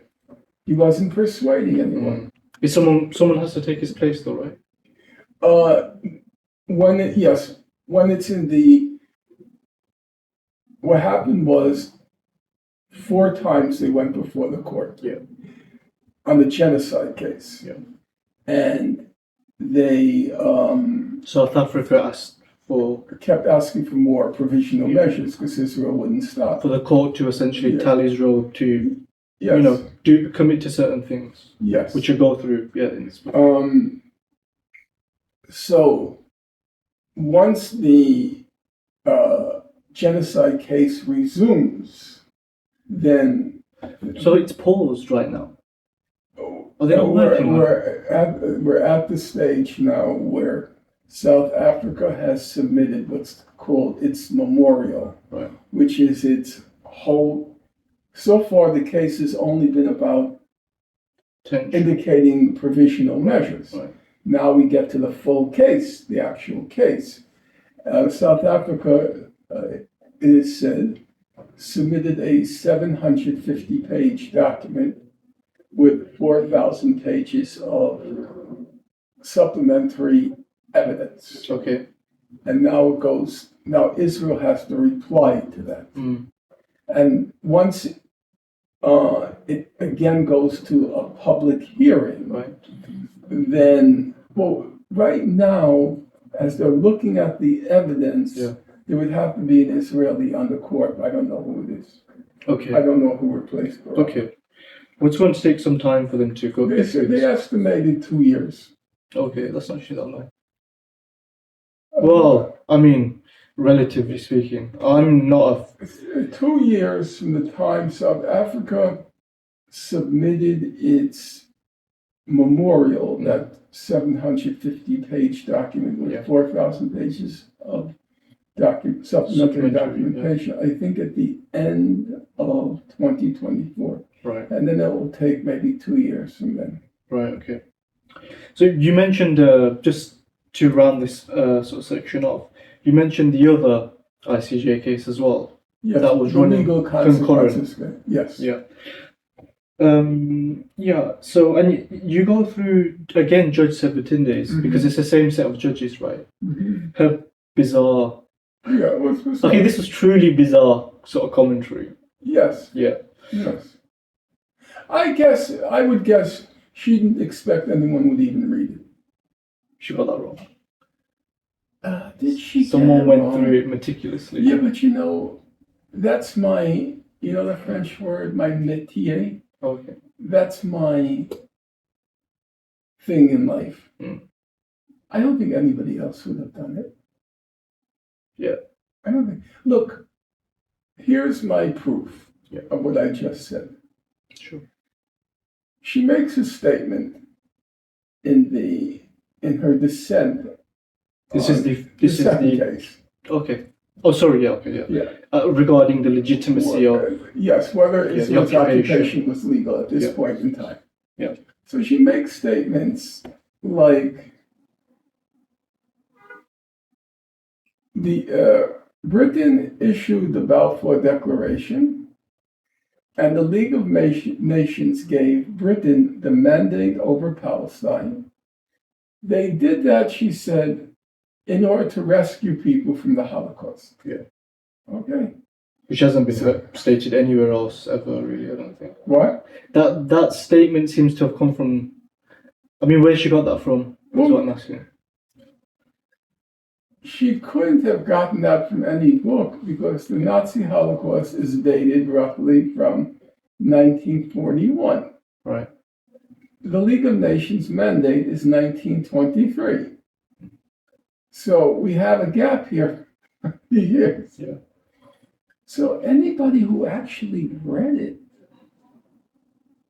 would have rushed to the newspapers and say, this woman is crazy. How could she say the League of Nations mandate was to save people from the Holocaust? Okay? Yeah. So what do I conclude from that? Nobody read it. Because it was such a completely insane statement. She says at another point, she says, one of the founding documents of the mandate, and the mandate is issued in 1923. She says one of the founding documents is UN Resolution 181. UN Resolution 181 came in 1947 after Britain renounced the mandate. She doesn't know very basic things. And nobody said anything. Now, it's possible they read it and they just rolled their eyes, Judge Sebutindy, we know her. Yeah. Or, what I take to be much more plausible, right, nobody even bothered to read it. Okay. Most people read the majority opinion, and then they might read a couple of the more distinguished figures, their dissents. My issue here now, Professor, is that you, having listened to you quite a bit, right? You put you seem to put all your weight on international law. I don't put all my weight. Oh, that's what you're really like behind it. This is our the future. The way. No, I don't believe it's the future. I mean, the future seems to be one of sheer thuggery. When... Well, it's our best hope, should I say, is what I'm trying to say. It's something. Well, what else is there? What else is there then? The best hope is that movements will develop that will challenge the system of power, and that they will establish principles based on principles of fairness, which include some of international law, but not all of international law. A lot of the international laws revolves around business transactions, And I don't like our current economic system. I think we need another one. Yeah. So I don't know how the International Trade Organization, all the law around business, I suppose I would imagine a very different system. There are aspects of the laws of war which I think are totally crazy. We have a concept in the laws of war. It's called a disproportionate attack. What's a disproportionate attack? Yes. A disproportionate attack is how many civilians are you allowed to kill when you're targeting a legitimate military threat? How could you possibly calculate that? So you say, well, he was a Hamas commander, so I think 100. 100. No, I think 1,000. No, I think 4. I mean, what is the basis for that? There's no. I find a lot of these concepts to be totally bizarre. One of my favorite remarks was there was a famous case in 1996. The case is very simple. Is it legal to use nuclear weapons? Right. Because nuclear weapons, by their nature, don't discriminate between civilians and combatants. So, since the most fundamental principle of the laws of war is called the principle of distinction, right, distinguishing between civilians and combatants, nuclear weapons can't do that by their nature. Yeah. They can't distinguish, so they have to be illegal. Right. Because the fundamental principle, all of the laws of war builds on one basic principle. You can't target civilians. But nuclear weapons can't avoid targeting civilians. Because they're neither can a 2,000-pound bomb. Well, you could say a 2,000-pound bomb if you drop it in an aircraft carrier in the middle of the Pacific. Okay? Right. But nuclear weapons, just a radiation effect. Okay? So they should obviously be illegal, nuclear weapons. But in the nuclear weapons case, in 1996, the ICJ did not reach that conclusion. And there was a famous judge, Judge Veer Mantri, from, I think, Sri Lanka. Okay. And he says, it's kind of crazy, this international law, because in 1899, we banned the dum-dum bullet. This is an excursus we're doing now. No. It's not an excursus. Meaning a diversion. A tangent. He says, in 1899, we banned the dum-dum bullet. The dum-dum bullet was this bullet that when you fire it in somebody, it expands and it causes a lot of pain. Right. And so we banned the dum-dum bullet. We banned it because we said it was inhuman. Right. It causes unnecessary suffering. Okay? He says, but we don't ban nuclear weapons. They're going to destroy all of humanity. Some might argue they're useful because they're a deterrent as well. Yeah, but they deter only on the basis that there's a realistic chance you'll use them. You don't think people will use them? Well, that's the whole point. If you use them, there's a realistic chance all of humanity will be destroyed. And so he says, this doesn't make any sense. To ban the dum bullet because this causes unnecessary suffering, but you don't ban nuclear weapons. So my point being, there are a lot of aspects of international law which don't make any sense and are unacceptable in my view. But on the other hand, there are aspects of it which strike me as reasonable and correct. So I wouldn't call it the last hope, but it is the product of a large amount of thinking by reasonable people. And it contains, I think, useful things. And I suppose I prefer a world in which we do rather than we don't obey international law. Right. Mr. Trump, our current president. Your current president. And he says we're going to own Gaza. He's since kind of backtracked that. Yeah. But that's not the issue. Yeah. The issue is everybody referred to it as Trump's plan. Yeah. Trump's, it has some sort of merit or basis. Yeah.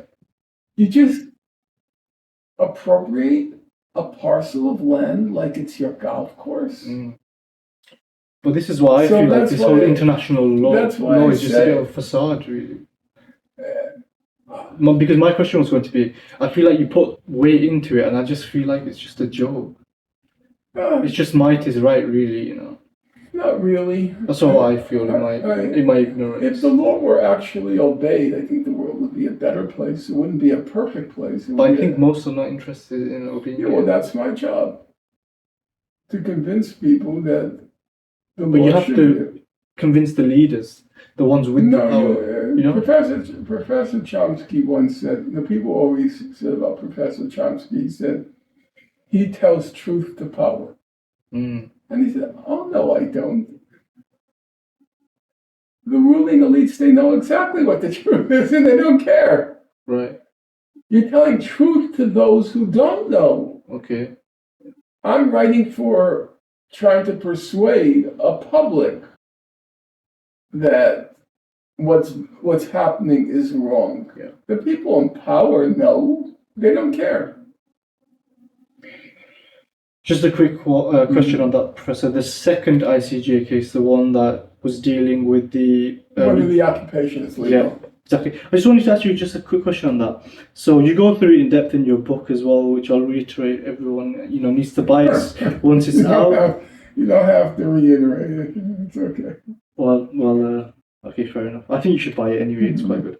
Okay, so it states, quote, in reference to the what they refer to as the occupied Palestinian territory, it states, quote, which encompasses the West Bank, East Jerusalem, and the Gaza Strip, and we're just moving on here, ... constitutes a single territorial unit.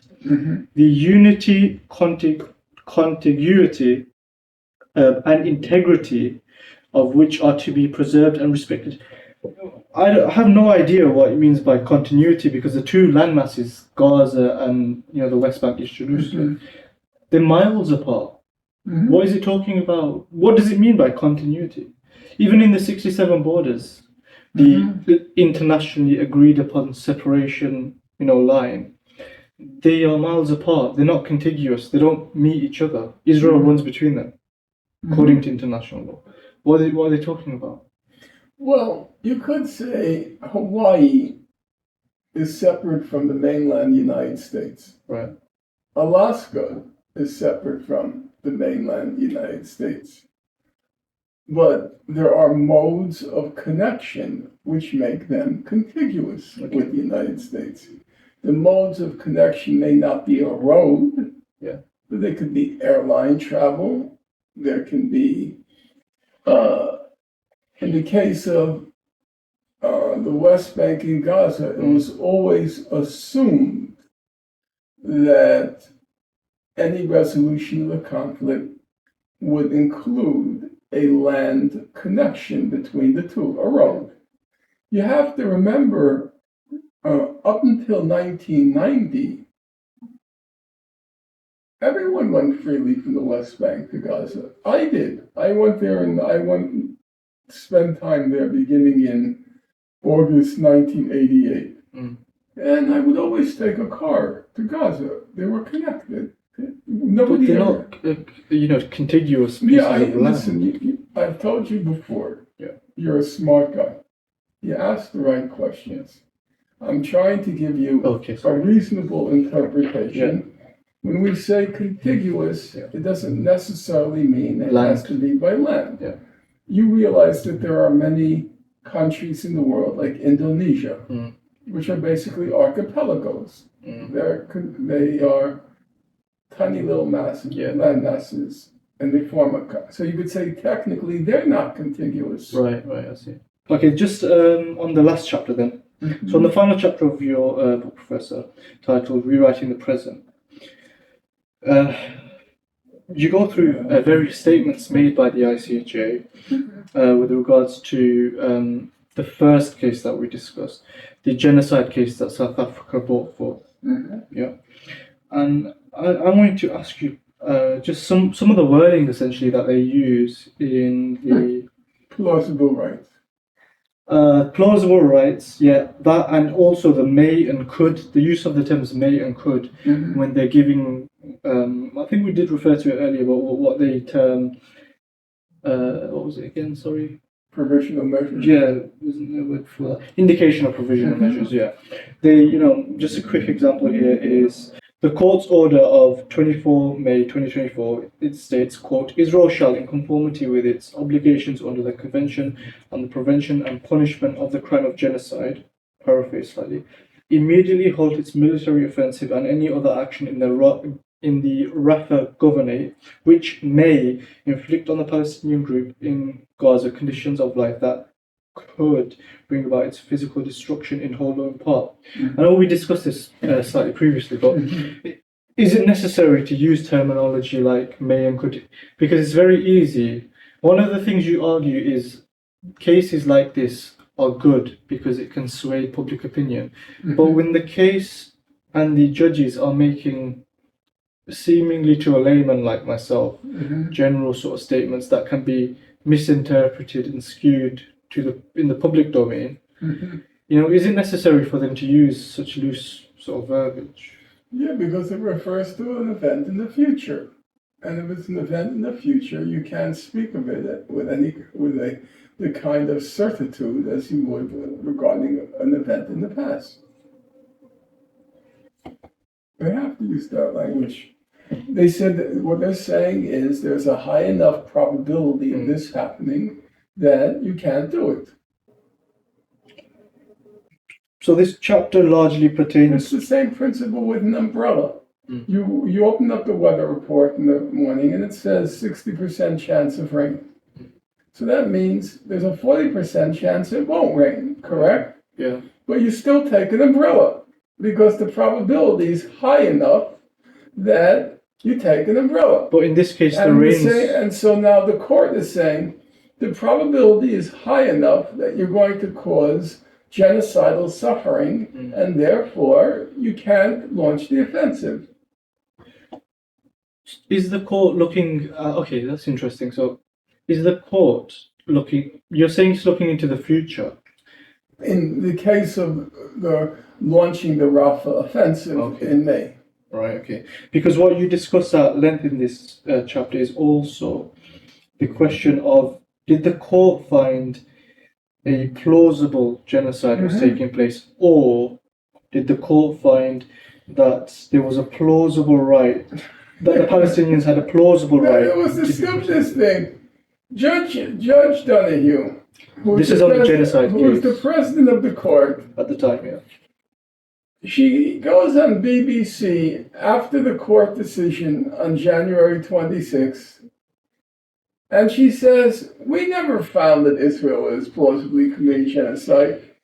She says, what we found was Palestinians have a plausible right to be protected from genocide. Really? So all of the to-do, all of the commotion, all of the international attention was to see whether you thought the Palestinians were human beings or not. Because if they're human beings, obviously they have a right to be protected from genocide. I just found that so weird. It was so stupid. Yeah. Israel's condemning the court in January. Israel's condemning the court decision. They're so angry at the court's decision, right? Yeah. And so what were they angry about? Yeah. They were angry that the court found that Palestinians have a right to be protected from genocide. I mean, it's a shit show. Essentially. Yes. And you go through in real depth, this. Okay. There's two comments I have on this. One, it's such a simple question, seemingly, right? Did the court find there was a plausible genocide? Yes. Or did the court find that the Palestinians had a plausible right to be protected from genocide? Precisely. And you go in some real depth. I'm not sure how thick this is exactly. It was about 40 pages. Right. And you attack this question at so many different angles, Correct. Looking at so many different statements from Correct. so many different judges. Correct. And if you look at, say, one of the judges, was this the defense judge, Malcolm Shaw? British guy. He was the senior counsel for Israel. Okay, was he British though? Yes, very famous guy. Okay. Do I have one of his books? You've got a portrait of him somewhere. I think I have Okay. a book of his here. Okay. Well, yeah. So you use him for example when he's defending. Yeah, he says He implies. He says you cannot indicate provisional measures unless you show that Israel was plausibly committing genocide. So if the court did, which it did 3 times, right? 3 times, then it must have found that Israel was plausibly if you're committing following genocide. his logic, yeah.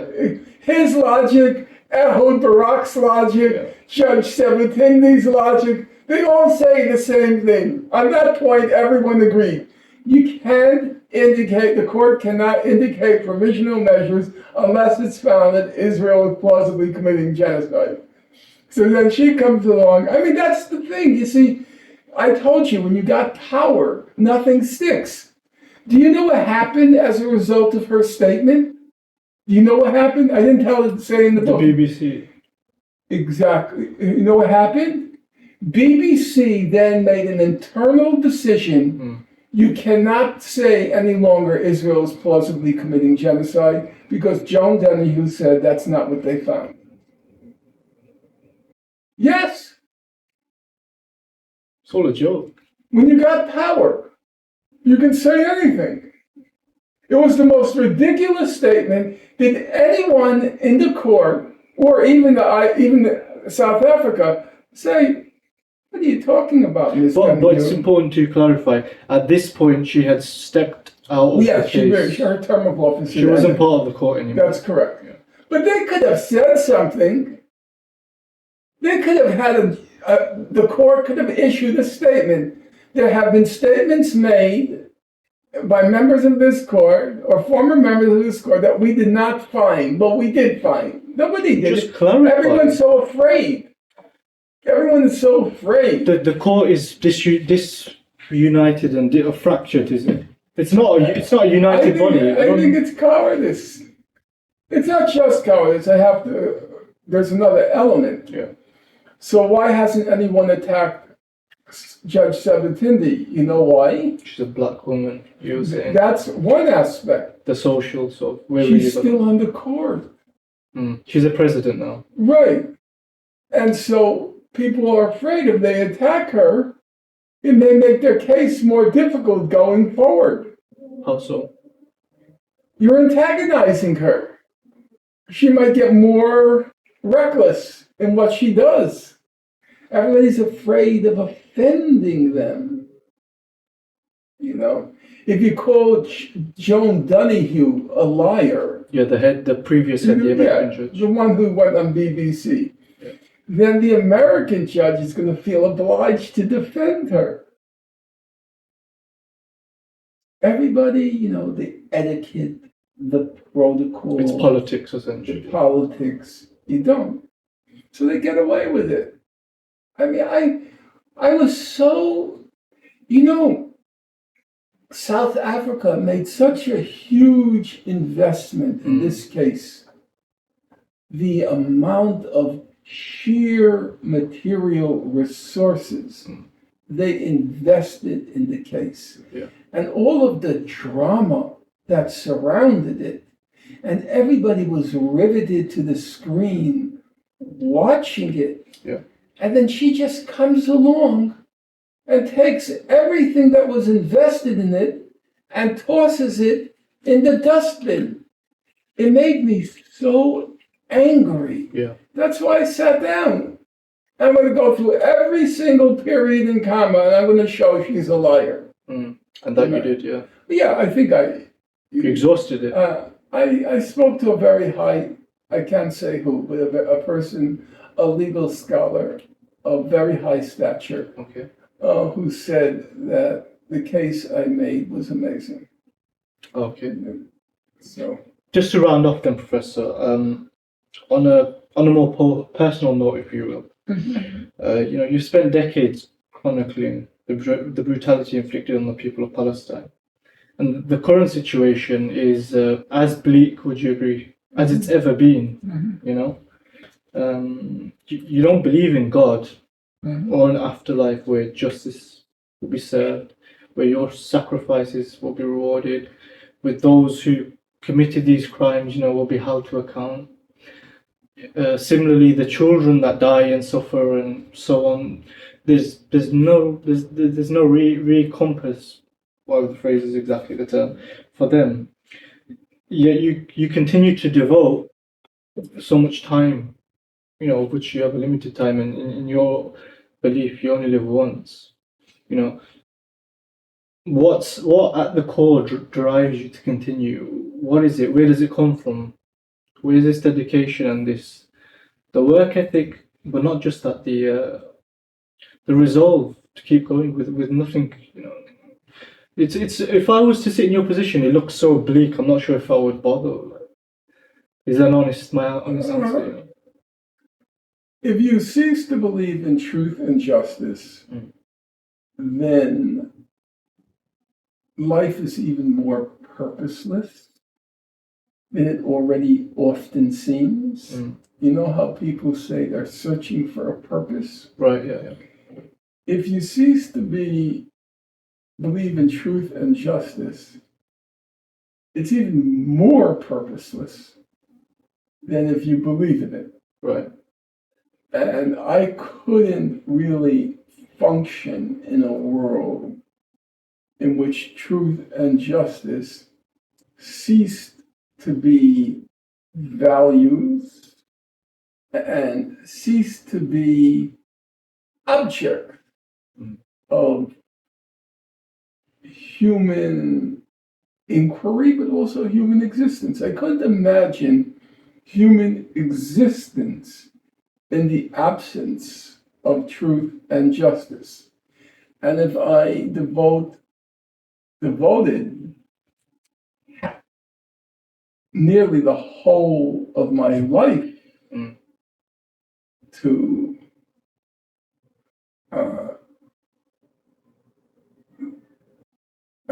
those principles, it's because I just get outraged at their violation.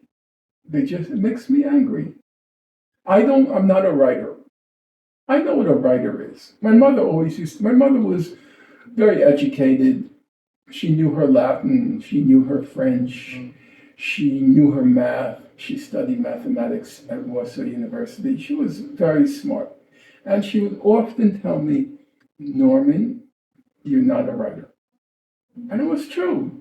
It doesn't hurt me. It doesn't hurt me. She also Just said, honest. I'll never be a Beethoven. I play the piano. I'm never going to be a Beethoven. You accept it. I know what a real writer is. Right. A real writer has a mastery of the language, the similes, the metaphors. Right. Real writing is dazzling. Right. Real writing is the control over a sentence. It's dazzling. Right. I'm not that. For me, writing is very simple. It's therapeutic. If I didn't vent my anger and indignation, I would implode. So it's coming from a place of anger and indignation, yes. then? Yes. It's my... Not of hope and... No, not really. That's quite stark, kind of like that. Yeah, it comes from anger and indignation. Now I know why you always start the interview with such a stern face. Not hope. Yeah. Hope is out of your hands, you see. Hope presumes the existence of forces which are outside your control. But truth does not presume that. You can lay a claim to truth regardless of whether it will have any effect. Right. I don't calculate in terms of effect. I calculate in terms of I cornered her. Donahue will not be able to get out of this. Sabatindi will not be able to get out. Yes, they won't be able to get out of it. It's going to be, by the time they turn to the last page of their chapter, their face will have dropped. I'm cornered. And then I figure, okay, I did my job. It's personal. Yeah. No, it's personal only in the sense that, as I said, I can't imagine human existence in the absence of the concepts of truth and justice. It would be a world that would be just so completely nihilistic, I couldn't function in it. It's like you go up to a person, you said, "You're lying," and the person says, "Yes." So what? I couldn't function in the world. Like, what you're doing is unjust. Yeah, I know it's unjust. So what? Yeah. I couldn't function in the world like that. Okay. Thank you. Everyone, make sure you buy a Professor.